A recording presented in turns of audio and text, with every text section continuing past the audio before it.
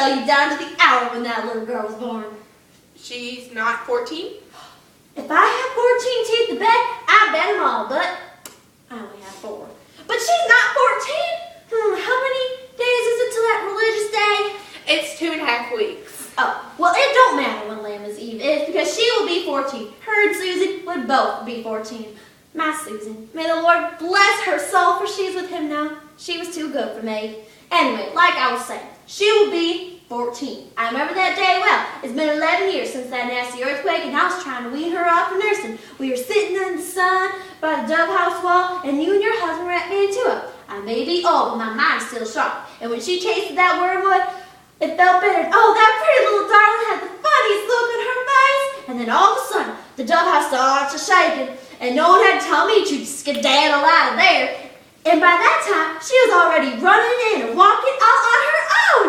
And it was the day after, so she fell and hit her noggin. And my husband picked her up and said, "Did you fall on your noggin?" Man, when you're smart enough, you'll fall backward. And I swear, she started crying and said, "Yes." It was the funniest thing.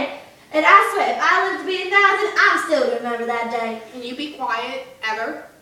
I'm sorry. I just keep yapping. But I'm sorry, it was just so funny. That bump in her noggin was so big. Nurse, we get it. Okay, I shut it, but you were just the prettiest gal that I've ever nursed, and I hope to see you married too. Married? Speaking of marrying, that's what I wanted to talk to Juliet about. Tell me, honey, how do you feel about marrying? Well, I haven't really thought about that.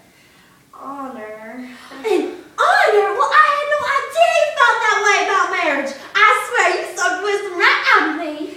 Yeah, well, you should start thinking about that marrying deal. Here in this here town of Verona, girls of younger ages and the lesser families have already had children. Come to think of it, I was already your mom at this age, and you haven't even lost your virginity yet. That Paris character he wants you to be his bride.